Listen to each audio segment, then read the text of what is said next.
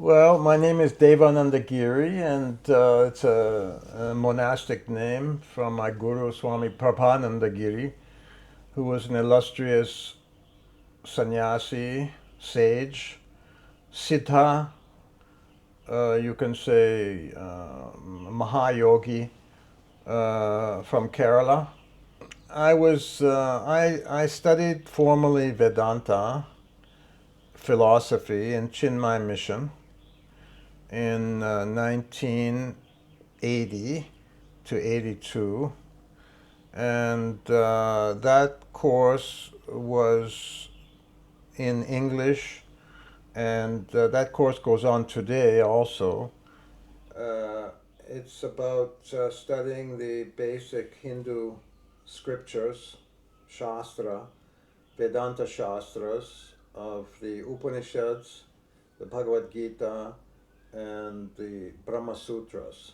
So those are the major texts of Vedanta. Um, those traditions, that tradition has been commented on by every philosophical persuasion, philosophical school of India. So they've taken the same scripture, which we study as non-dualism, and they've interpreted it as dualism and qualified dualism, and within the scope of devotion, bhakti, within the scope of karma, and within the scope of jnana, knowledge. So those schools differ from the aspects of knowledge, jnana, devotion, bhakti, and karma or action. So these are the basic paths of Hindu Dharma, and these are the basic philosophies that have come out through the major philosophies of India, which are six. They're called Shat Darshana, which is six darshanas or philosophies, and of those philosophies, Vedanta, Advaita Vedanta, is one of those philosophies, and another philosophy is yoga, and associated with yoga is Samkhya, and associated with karma is the Purva Mimamsa philosophy of practicing rituals, Vedic rituals. As a twice-born Hindu, meaning a three-caste Brahmin, Kshatriya, or Vaishya Hindu that wear the sacred thread, then they are those karmas, those actions are prescribed by Shastra or Veda, and so this Purva Mimamsa philosophy gives them a philosophy and a means to attain, swarga, heaven. Okay, their goal is heaven. Okay, so heaven is another realm of the transient plane of existence. So, as a sannyasi, you're working towards liberation. As you're working towards self-knowledge. So, the first part of the Vedas are mantras and karmas. The second part of the Veda is jnana, knowledge. And knowledge is taught through the Upanishad. And the Upanishads, just as the meaning says, Upanishad, sitting near the Guru. So what you see in Upanishads is always the Guru giving the teaching to the disciples. And different Upanishads have different Guru and different disciple.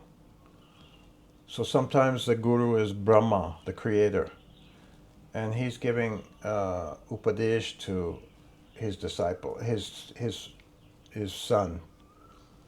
Okay. Or Nachiketa in the Katha Upanishad is going to Yama, the Lord of Death for the Upadesha, or the discussion. I mean, for the teaching. So the Brahma Vidya, or the knowledge of Brahma, is given in the Upanishad.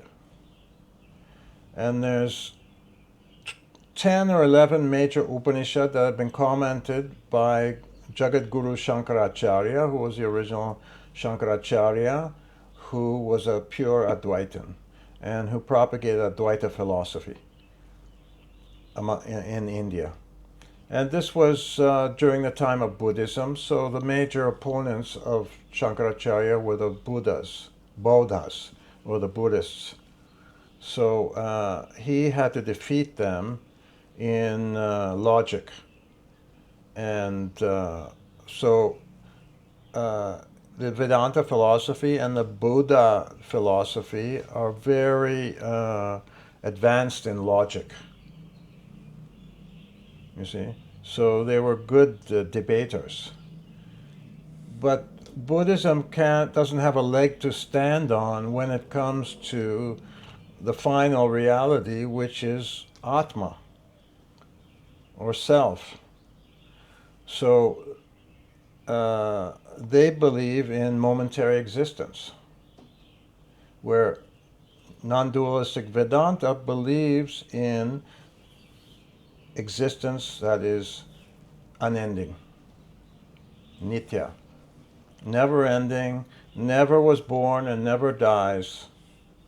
And on coming into being, it never comes into being, and it never goes out of being. It's always there. And that's your very self.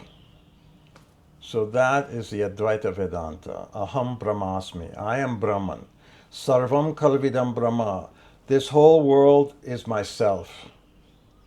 I am Atma Brahma. This Atma, individual Atma, what you call individual, is nothing but the cosmic consciousness itself. So isn't that a beautiful philosophy? Instead of saying that, oh, this Atma is different from you, and you don't have to concern yourself with that fellow because he's got his own karma that he has to work out, right?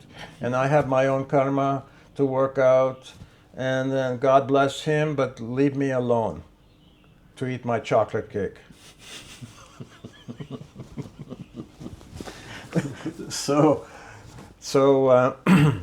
But Advaita, non-dualism teaches you are one and the same. That I am thyself. Okay, so I and you are one and the same.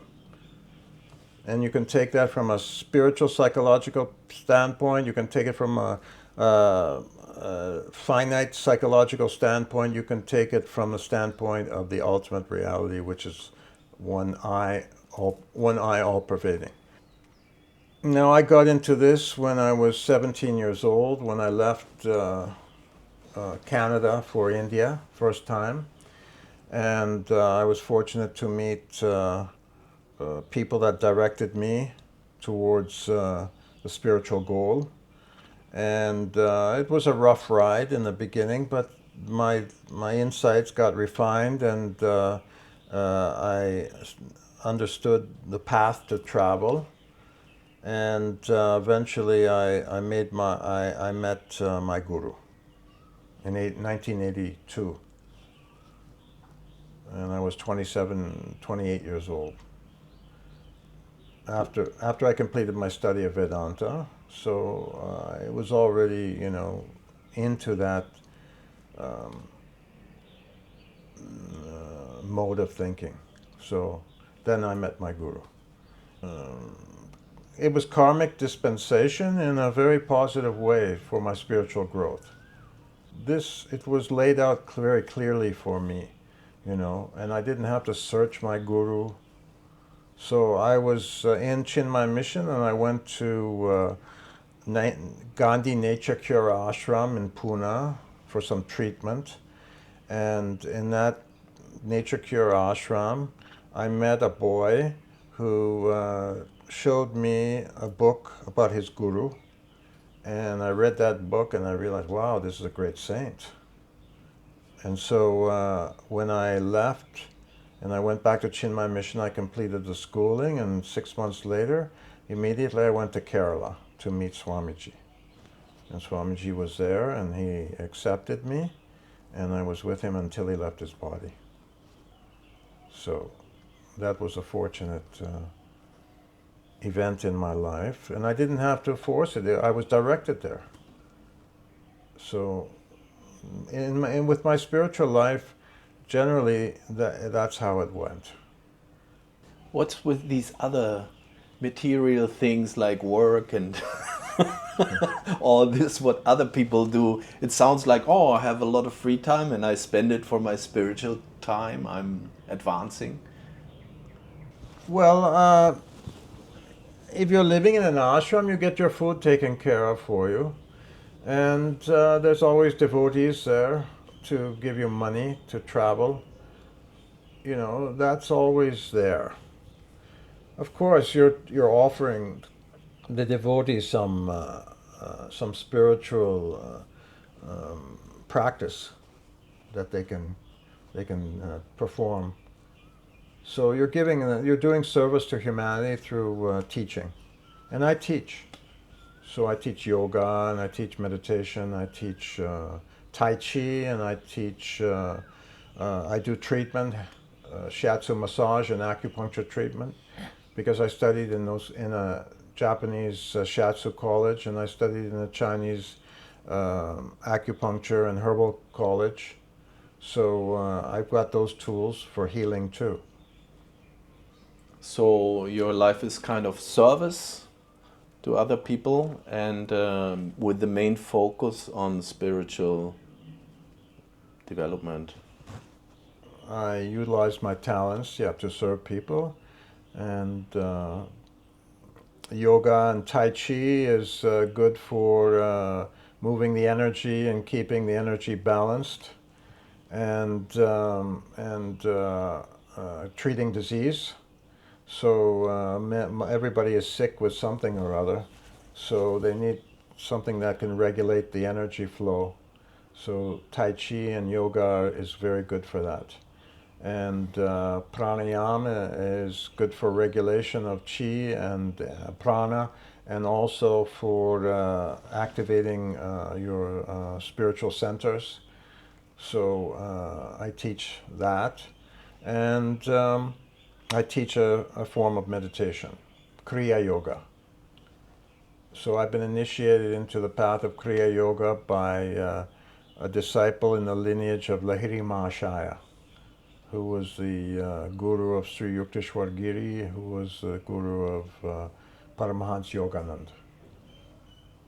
And it's not only through Yogananda, Paramahansa Yogananda, though he is the most prominent in that lineage, but there's also the disciples of Lahiri Mahasaya and his disciples that were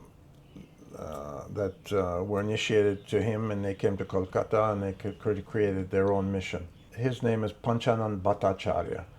In the early 19th century, late 19th century, he came to Calcutta and started the Arya mission. And my guru, who taught me Kriya Yoga, he was initiated in the lineage of Panchanand Bhattacharya. The outcome of material life is sorrow. Okay, because you get 1 ounce of happiness to 10 ounces of sorrow. So the bliss is always mixed with the sukha is always mixed with dukkha, right? So you can't avoid it. And the sukha, or the happiness, will turn to sorrow very quickly. So you, as a human being, you have hope that you can sustain a life that will bring happiness. And it's possible, but it's not possible through desire.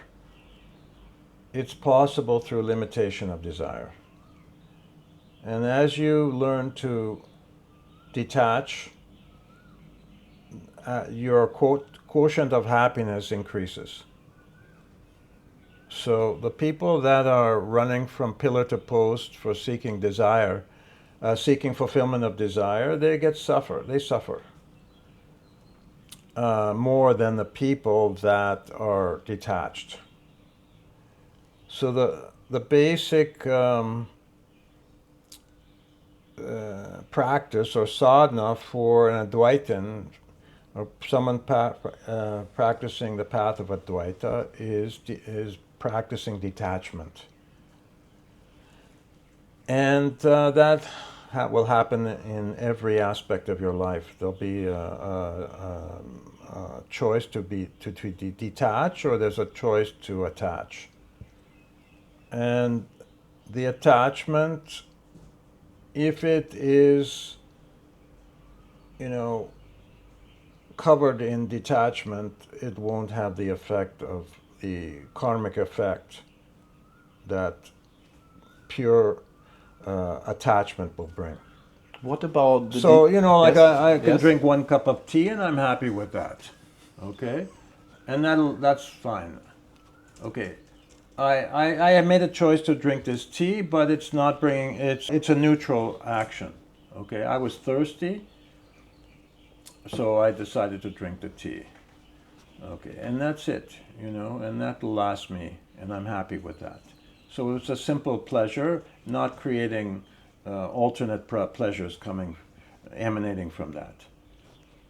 And if I don't have this tea, though I like this tea very much, if I don't have it, so then I can drink something else.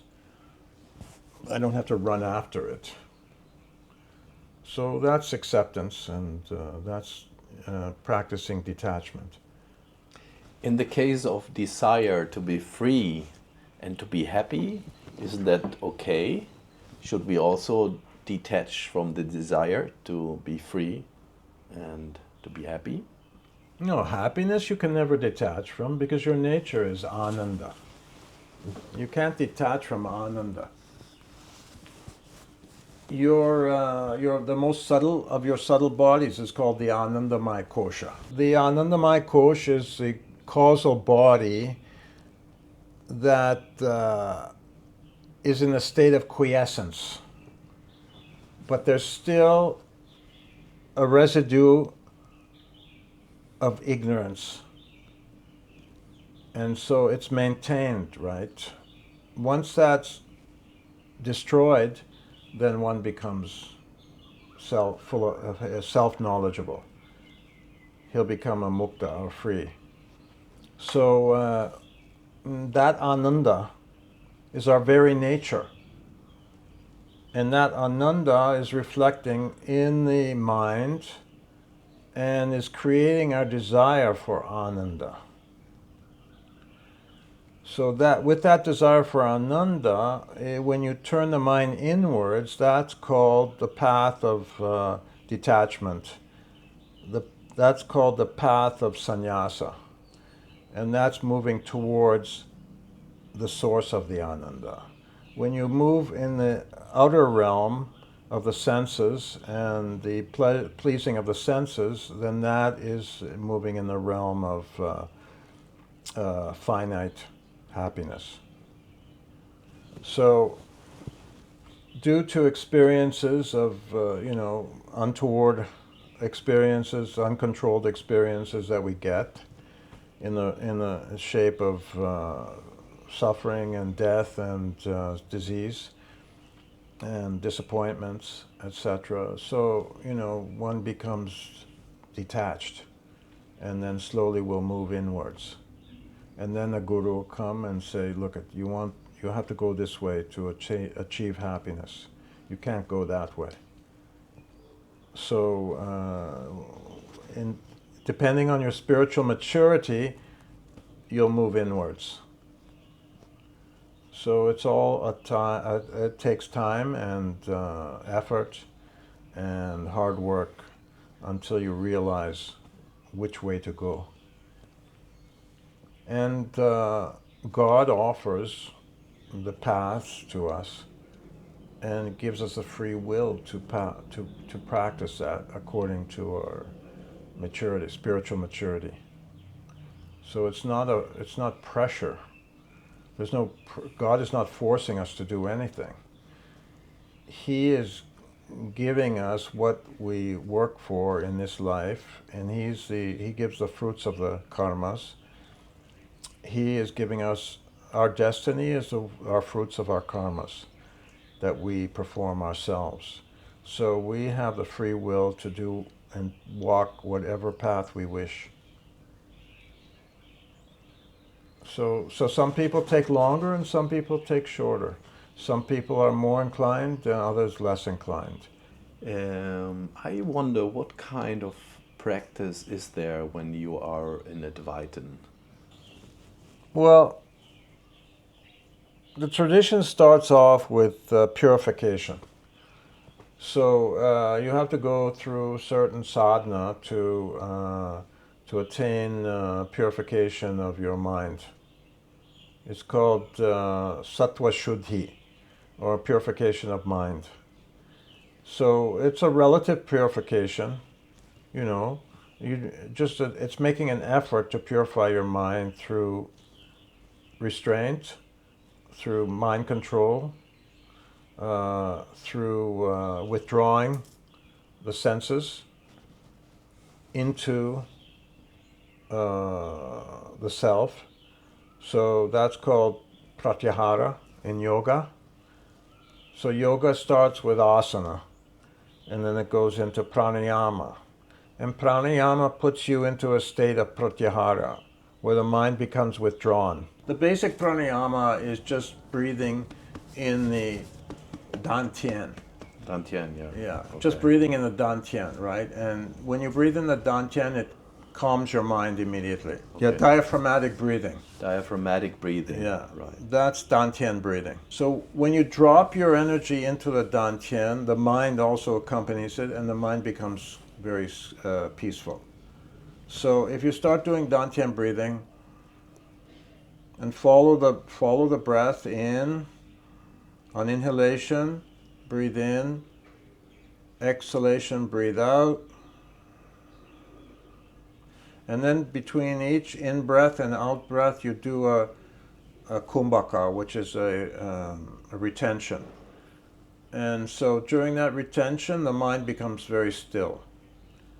Because if there's no breath, if there's no movement of prana, then the mind becomes blank. It's like a type of samadhi. So you can go into samadhi every breath just by practicing this inhalation and exhalation, and then holding the breath out, then breathing in, and holding the breath in. So you'll experience that type of peace in each breath. So that's a kind of sadhana. So that's a kind of pratyahara, because the senses, the mind are not moving out towards the senses. So when you become skilled at pratyahara, then the mind goes immediately into a state of dhyanam. You know, if you practice meditation, then it may take 5 minutes before the mind quiets down. And then the mind stops, and then you're in a state of samadhi, which is a state of pratyahara. So you can perform certain meditations, you know, like Kriya Yoga, to get the mind into a state of pratyahara, then it goes into dhyanam. That is the technique in a nutshell. Okay, so Vedanta, what Vedanta does, it says you have to practice this to get into a state of samadhanam, which is a kind of like a samadhi or a tranquility state. And then from there, you realize your own self, the true self. Now, the Upanishad tells you your relationship to yourself. It discusses it in various ways. But how to achieve those fundamentals of consciousness, you have to follow the path. And the path of Advaita says it very clearly that you have to get this purified mind through the practice of these sadhanas for you to be able to comprehend the truth of Vedanta. It's a whole package. It's not just a mental package. It's not just a theoretical package. It has to be a refinement of every aspect of your being. It's not a thing like for the weekend I really understand what Advaita is. On Monday I have to go back to work. Yeah, it's not like that. It's not like that. It has to be a 24-hour thing to achieve it. Well, when you die, you are going to one of the heavens that have been allotted to you because of your karmic dispensation and your state of mind. So people that were doing the worldly actions, but may have been doing them in a mode of dharma. So they will go to a world where those people, those are usually called, that's the loka of the fathers, the Pitri Loka.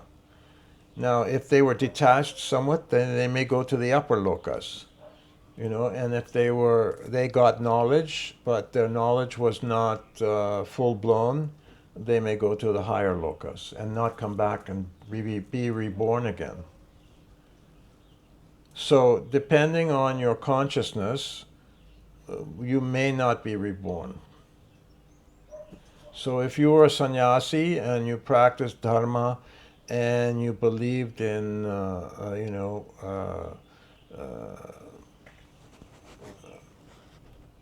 the path to mukti, realization, and you followed the path of mukti, but you may not have attained the realization, so you will go to the higher lokas. And in the higher lokas, you will be trained by enlightened sages.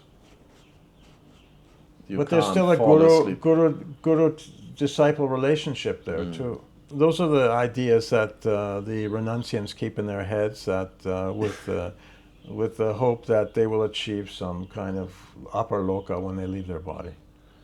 All right, we wish them the best. Yeah, we wish them the best. And we wish the best for the suffering masses. Yes. That they achieve some equanimity before they die.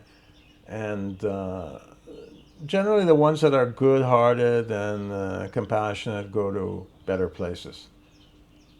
Yeah. The ones that were very selfish will have to suffer and come back again to remove that lack of the wrong perception. Just in the mundane world, in the New Age world, people extol love. Okay. And that love is a very important practice in sadhana. It's a sadhana practice of bhakti. So one should practice love in each and every activity and try and diminish one's selfishness in each activity. So it's good to